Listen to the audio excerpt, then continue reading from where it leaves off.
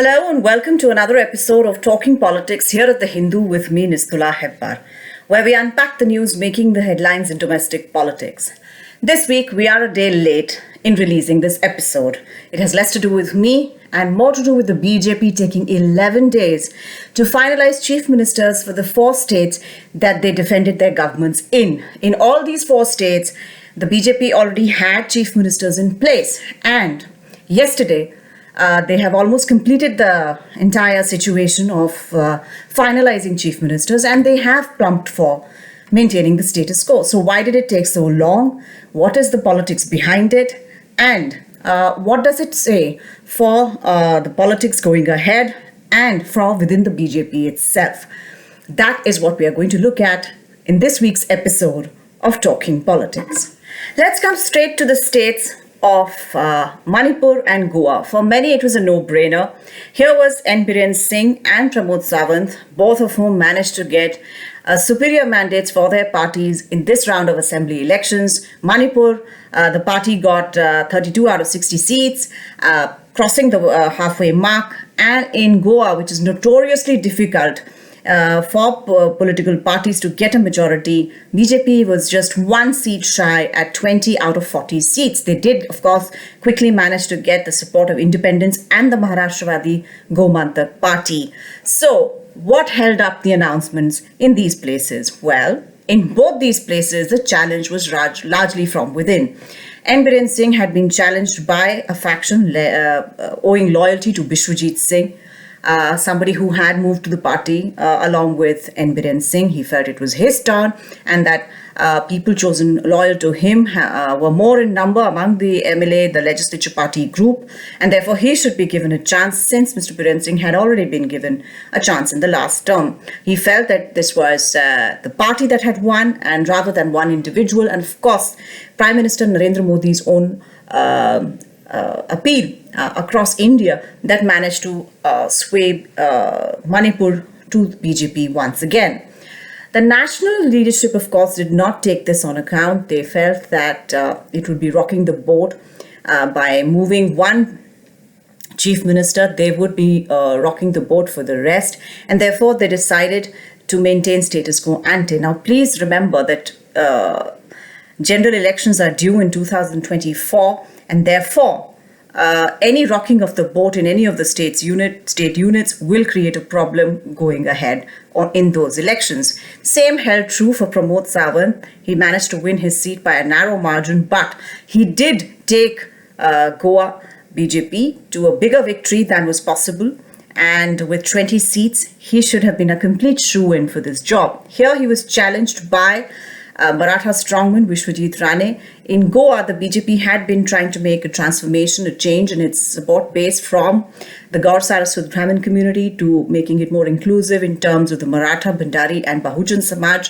Mr. Sawant is from the Maratha community, Mr. Rane as well, but Mr. Rane has moved in from the Congress and is the son of a very powerful former chief minister of Goa, Pratap Singh Rane. He managed that situation because the Congress wanted Mr. Rane to fight elections on their party ticket. Vishwajit Rane managed to quell that within his own family, but it was not enough for him to get this job.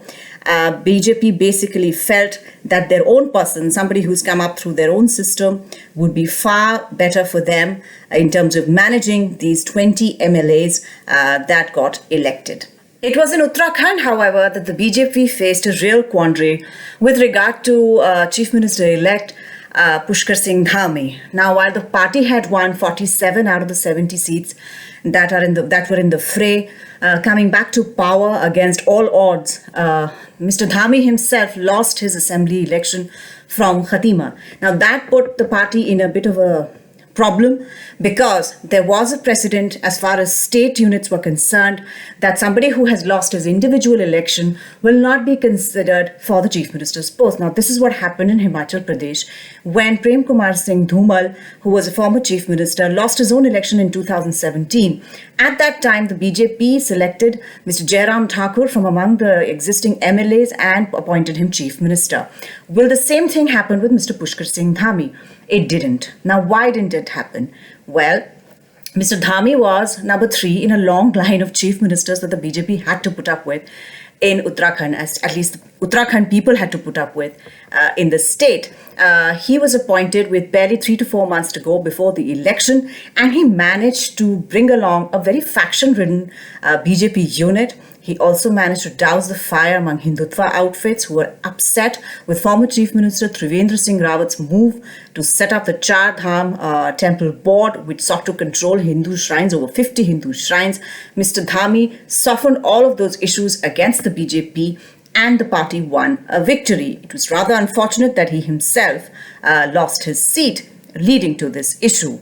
Now, the second thing that was in Mr. Dhami's favor is that he is at 46, one of the new generation leaders in Uttarakhand, a state where both political parties, the Congress and the BJP, are both faction-ridden and have big leaders who have been former chief ministers who play their own games within the party's circle. So with these things, at least two of the issues got sorted out for the BJP. They felt that the risk of going in for a bypoll, at least 6 MLAs have offered to vacate their seats so that Mr. Dhami can contest from those seats. The BJP thought it could risk a bypoll for Mr. Dhami, which has to take place within 6 months, of course, rather than upset all these other equations that seem to be settling within the party. Now, the third very interesting thing about the quandary in Uttarakhand is that it gives a clue about what may happen in Uttar Pradesh. Now, in Uttar Pradesh, Yogi Adityanath was perhaps the most secure among this cohort group of chief ministers as to whether he would be made chief minister again. From the get-go, it was assumed that if the BJP was elected in UP, it would be Mr. Yogi Adityanath who would be chief minister again. However, his deputy, Keshav Prasad Maurya, who doesn't exactly see eye to eye with him, and through the campaign has been saying that rather than an individual like Mr. Yogi Adityanath, the party is fighting under the symbol of Lotus, under the leadership of Lotus, or the Kamal. Describing or detailing the differences of opinion between these two people, he lost his election from Sirathu. He remains a member of the Legislative Council.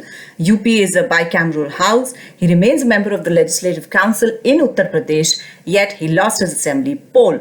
However, since Mr. Dhami was accommodated and precedents broken for him, chances are bright that Mr. Maurya too will be accommodated in the next government of Yogi Adityanath, whether he likes it or not.